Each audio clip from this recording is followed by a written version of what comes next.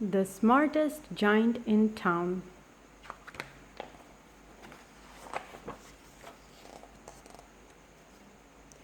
George was a giant, the scruffiest giant in town. He always wore the same pair of old brown sandals and the same old patched gown. I wish I wasn't the scruffiest giant in town, he said sadly. But one day George noticed a new shop. It was full of smart clothes. So he bought a smart shirt, a smart pair of trousers, a smart belt, a smart stripy tie, some smart socks with diamonds up the sides, and a pair of smart shiny shoes. Now I'm the smartest giant in town, he said proudly. George left his old clothes behind in the shop. He was about to go home when he heard a sound. On the pavement stood a giraffe, who was sniffing sadly. "What's the matter?" asked George. "It's my neck," said the giraffe. "It's so very long and so very cold. I wish I had a long, warm scarf." "Cheer up," said George, and he took off his stripy tie. It didn't match my socks anyway, he said as he wound it round and round the giraffe's neck. "It made a wonderful scarf." "Thank you," said the giraffe. As George stood towards home, he sang to himself, "My tie is a scarf for a cold giraffe, but look me up and down. I'm the smartest giant in town." George came to a river.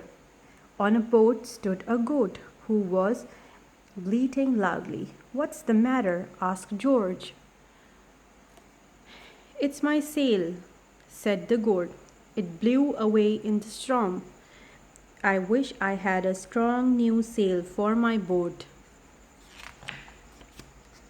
"Cheer up," said George, and he took off his new white shirt. It kept coming untuckled. "Anyway," he said as he tied it to the mast of the goat's boat, "it made a magnificent sail." "Thank you," said the goat. George strode on singing to himself, "My tie is a scarf for a cold giraffe. My shirt's on a boat as a sail for a goat. But look me up and down. I'm the smartest giant in town."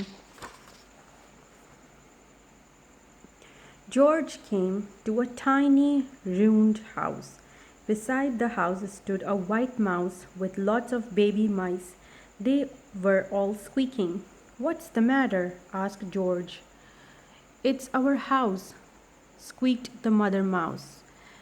"It burned down and now we have nowhere to live. I wish we had a nice new house." "Cheer up," said George, and he took off one of his shiny shoes. "It was giving me blisters anyway," he said as the mouse and her babies scrambled inside. The shoe made a perfect home for them. "Thank you," they squeaked. George had to hop along the road now, but he didn't mind.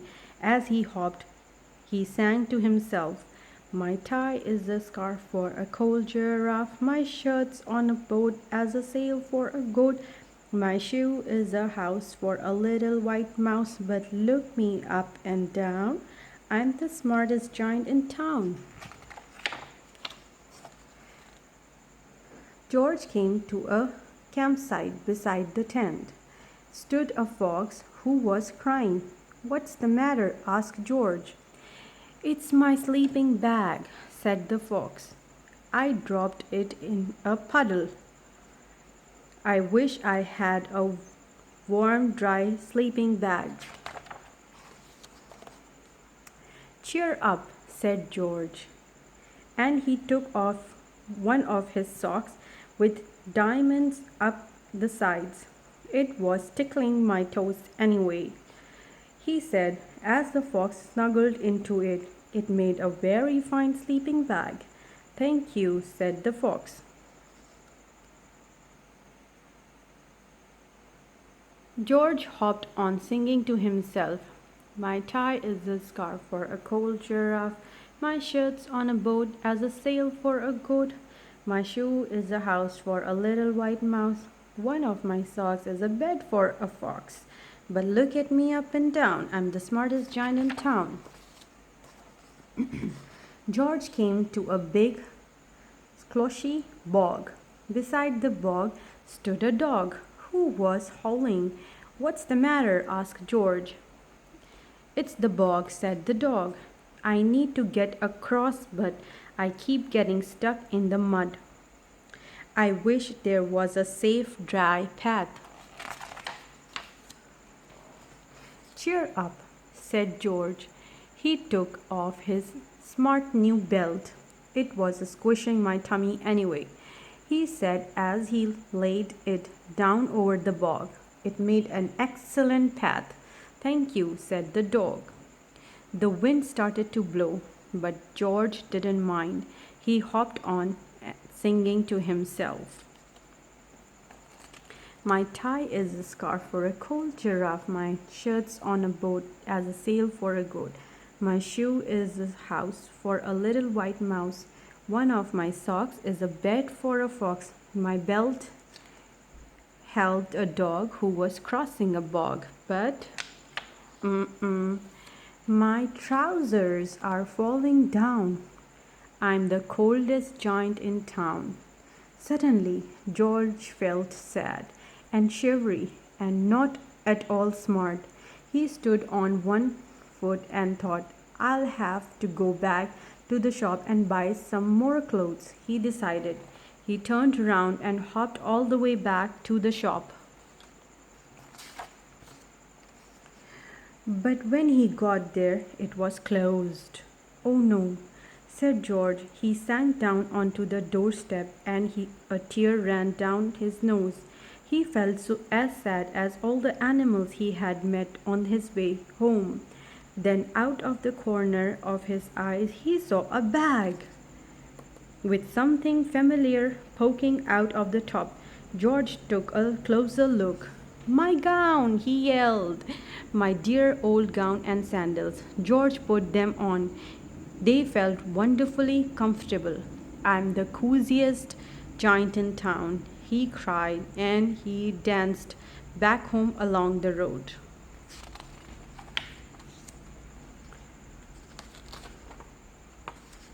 Outside his front door stood all the animals he had held.